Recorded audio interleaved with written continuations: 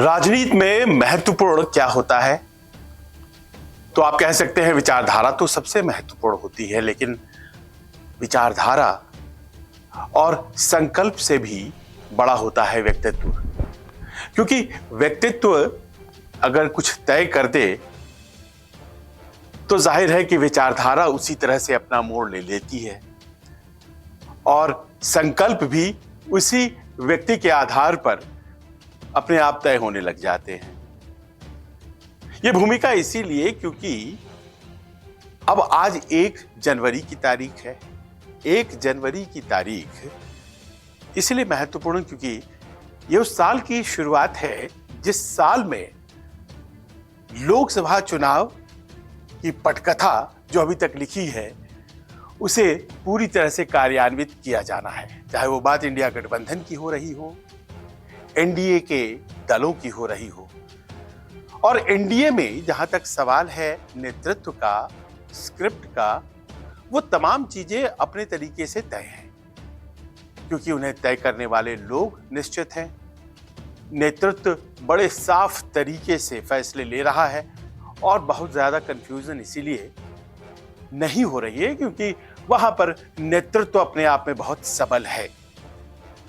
पर रहा सवाल इंडिया गठबंधन का, और इंडिया गठबंधन में खास तौर पर उन पर्सनालिटीज का, उन व्यक्तित्वों का जो कि इंडिया गठबंधन को अपने तरीके से अपनी ओर खींचना चाहते हैं और साथ ही साथ हम एकजुट हैं इस बात का भी आभास कराना चाहते हैं।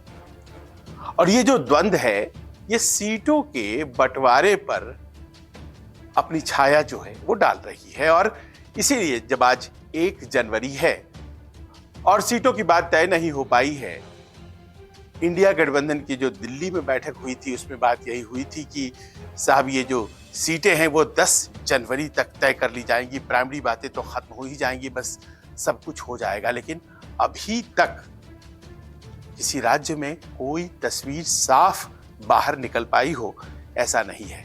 हम आपको आज 160 सीटों की कहानी सुना देते हैं क्योंकि ये वो सीटें हैं जहां पर इंडिया गठबंधन मजबूत तरीके से दावेदारी, चुनौती पेश कर सकता है। और इन 160 सीटों वाले राज्यों को इसीलिए चुना गया है क्योंकि इन सीटों में वैसे लोग विराजमान हैं या फिर इन राज्यों में वैसे लोग नेतृत्व दे रहे हैं इंडिया गठबंधन को जिनकी अपनी महत्वाकांक्षाएं प्रबल हैं और जहां वो एक तरफ भारतीय जनता पार्टी को टक्कर देना चाहते हैं लेकिन वहीं दूसरी तरफ इस बात का भी बहुत ज्यादा ख्याल रखना चाहते हैं कि इंडिया गठबंधन में उनके सहयोगी उनसे आगे न बढ़ जाएं। और ये चिंता ऐसा लगता है कभी कभी उन्हें ज्यादा सताती है बनिस्बत की भारतीय जनता पार्टी को टक्कर देना। बंगाल की बात कर लीजिए क्योंकि ममता दीदी का फरमान वहां आ गया है। 42 सीटों वाला बंगाल, और बंगाल में 42 सीट 2019 में जब लड़े गए तो अप्रत्याशित तरीके से 18 सीटों पर भारतीय जनता पार्टी जीत गई। मात्र 22 सीटें तृणमूल कांग्रेस जो कि इतनी मजबूत पार्टी है, लगातार सत्ता में बनी हुई है, वो जीत पाई थी। और दहाई के आंकड़े से बहुत दूर रहने वाली भारतीय जनता पार्टी आखिर 18 सीटों पर काबिज हो गई। बहुत जबरदस्त मेहनत उसके बाद विधानसभा चुनाव के लिए की गई। उस तरह की सफलता नहीं मिली। तृणमूल कांग्रेस ने अपने आप को फिर संभाला और देखिए कि फिर से सरकार तो बन गई, लेकिन अभी भी वो डर कायम है क्योंकि एक मजबूत स्थिति भारतीय जनता पार्टी की वहां पर तैयार हो गई है। और ऐसे में जरूरी है कि वहां पर तृणमूल कांग्रेस और उसका विरोध करने वाली भारतीय जनता पार्टी के अलावा उसका विरोध करने वाली लेफ्ट और कांग्रेस तृणमूल कांग्रेस को अगर साथ दें तो क्या वो तस्वीर बदल जाएगी? और अगर बदल जाएगी तो फिर तृणमूल कांग्रेस को और वामपंथ को क्या देगी? अब जहां सवाल वामपंथ का है तो ऐसा लगता है कि दोनों के 36 के जो आंकड़े हैं वो कायम रहेंगे बावजूद इसके कि भारतीय जनता पार्टी बहुत मजबूत होती जा रही है और राज्य हो सकता है कि आने वाले दिनों में इस लड़ाई झगड़े की वजह से भारतीय जनता पार्टी को और मजबूत पाए, लेकिन वामपंथ के साथ तो कोई तालमेल हो नहीं सकता, पर क्या कांग्रेस के साथ भी नहीं हो सकता है? और स्थिति यही लग रही है वहां पर, क्योंकि ममता जी ने ऐलान किया है कि इंडिया गठबंधन पूरे देश में और बंगाल में भारतीय जनता पार्टी को टक्कर तृणमूल कांग्रेस देगी। ये एक ऐसा बयान है जो साफ जाहिर करता है कि 42 सीटों पर, ज्यादातर सीटों पर तृणमूल कांग्रेस के उम्मीदवार लड़ेंगे। वैसे भी अधीर रंजन चौधरी जो कि मुर्शिदाबाद से जीतते हैं, उनको छोड़ करके कांग्रेस की एक आध सीटें ही आती हैं, वही लगातार जीत रहे हैं, तो कांग्रेस को क्यों ज्यादा दिया जाए, खासतौर पर ऐसे में जबकि पिछले विधानसभा के चुनाव में तृणमूल कांग्रेस ने अपने दम पर न केवल भारतीय जनता पार्टी को हराया था, बल्कि कांग्रेस और वामपंथ को एक भी सीट नहीं लेने दिया था। तो आप ये समझ लें कि बंगाल की 42 सीटों पर स्थिति ये है कि सहयोग की भावना शब्दों में तो है। यहां ममता जी दिल्ली में आकर प्रधानमंत्री दलित चेहरा बने, इस तरह की बातें कर रही थी और खुद को उम्मीदवारी में नहीं होने का जो संकेत उन्होंने दिया, वो दलित शब्द बोल करके बता दिया कि हमें बीच में मत लाइए, हम नहीं हैं महत्वाकांक्षी, हमारे लिए बंगाल छोड़ दीजिए। तो मान लीजिए कि अगर बंगाल में ये स्थिति है कि हम ही रहेंगे और कोई और नहीं रहेगा, तो फिर बात यहां कैसे बनेगी? बात तो बनानी पड़ेगी, लेकिन बात केवल बंगाल में ही नहीं बल्कि महाराष्ट्र में भी कहां बन पाई है। सुप्रिया सुले अभी पीछे कह रही थी कि जो सीटों पर बंटवारा है वो बात हो गई है, उसको अब यहां किसी को बताने की जरूरत नहीं है। पत्रकारों ने सवाल किया था और उनका ये कहना है कि दिल्ली में बैठक हुई है पवार साहब की, सोनिया जी की और उद्धव जी की, और उसमें सीटों पर फाइनल हो गया है, पर कितनी सीटें किसको मिलेंगी और ये खबर सामने बाहर क्यों नहीं आ रही है? क्योंकि तैयारियां तो उसी हिसाब से होंगी। एनसीपी को पिछले चुनाव में मात्र 4 सीटें मिली थी, कांग्रेस को 1, और वहां सीटों की जो संख्या है वो है 48। बंगाल में उत्तर प्रदेश के बाद सबसे ज्यादा सीटें हैं, माफ करें, महाराष्ट्र में। तो फिर जिससे 4 सीटें आई थी वो कितने पर इस बार लड़ेगी, और जिसे 1 सीट आई थी कांग्रेस को वो कितने पर लड़ेगी? और इसमें तीसरा कोण जोड़िए और वो है शिवसेना। शिवसेना उद्धव ठाकरे, उन्हें पिछली दफा जो सीट संख्या आई थी वो सभी दलों से ज्यादा, क्योंकि वो भारतीय जनता पार्टी के साथ चुनाव लड़ रहे थे।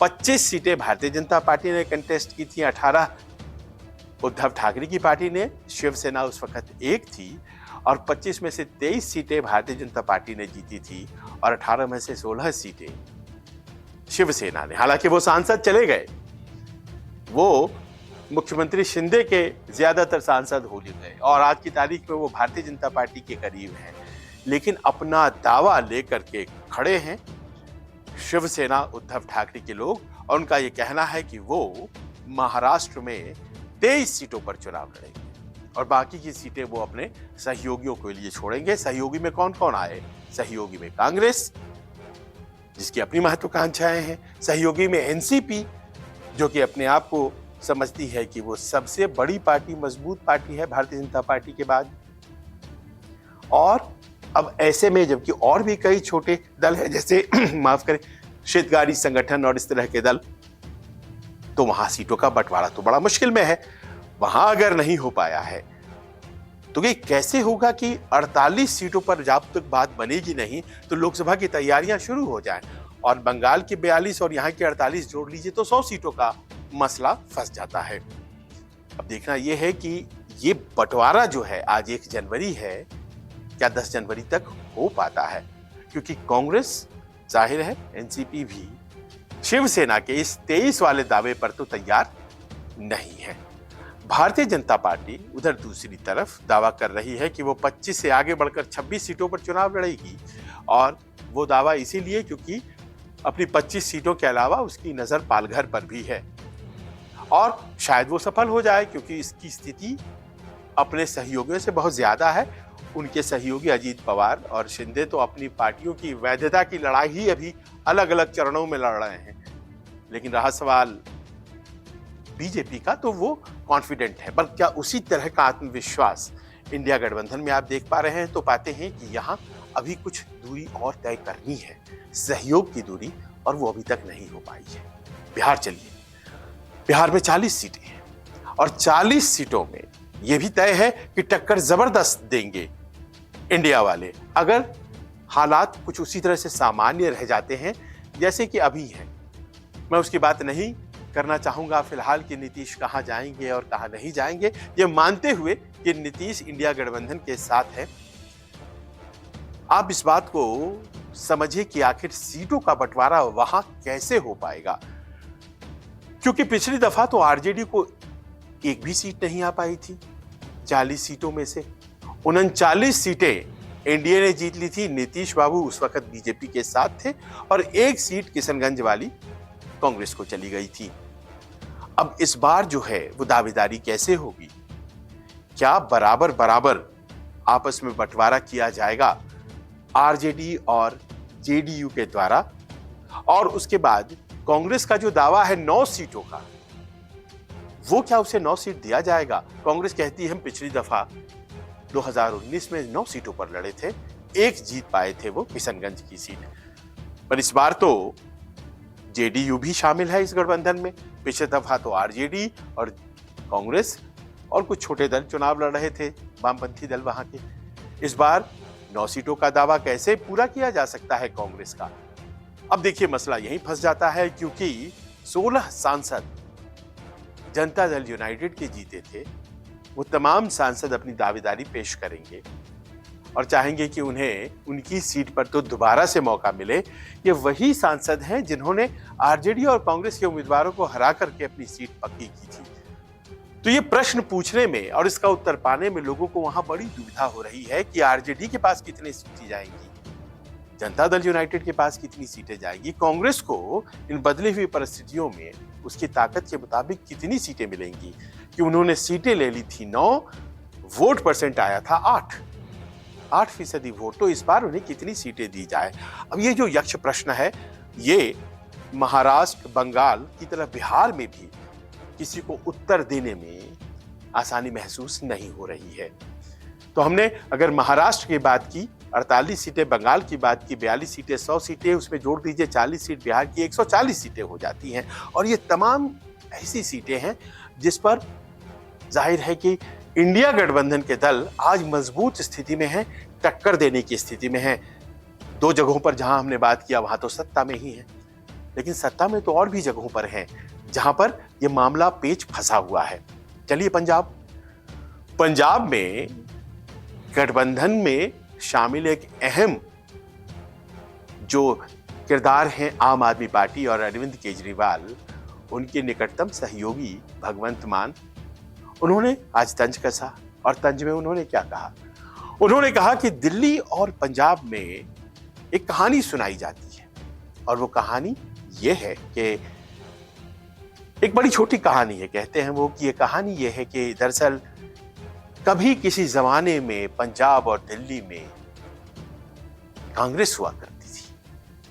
आप इस तंज में छुपे भाव को समझिए और इस बात को समझिए कि क्या इतनी आसानी से कांग्रेस आम आदमी पार्टी के साथ सीटें बांट लेगी?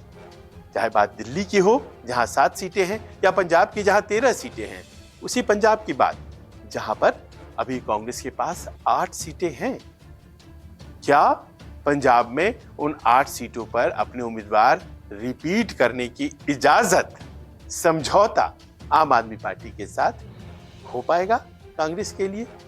क्योंकि कांग्रेस वहां सत्ता से बाहर है और आम आदमी पार्टी ने उसे बाहर किया है, और ऐसे धुर विरोधियों को एक साथ आना है। और दिल्ली में भी कमोबेश वही स्थिति है, 7 सीटें। भारतीय जनता पार्टी सब सीट जीतती है, त्रिकोणीय संघर्ष होता है, कांग्रेस अलग से लड़ती है। और भारतीय जनता पार्टी ने पिछले 2 बार में यह पूरी कहानी को दोहराया है, 7 सीटों पर जीत हासिल की है। लेकिन जो दूसरे नंबर की बात आती है तो कहा यही जाता है कि ज्यादातर सीटों पर दिल्ली में कांग्रेस पार्टी दूसरे नंबर पर आई। भारतीय आम आदमी पार्टी नहीं आई भारतीय जनता पार्टी के खिलाफ, तो ऐसे में दावा तो कांग्रेस का मजबूत है।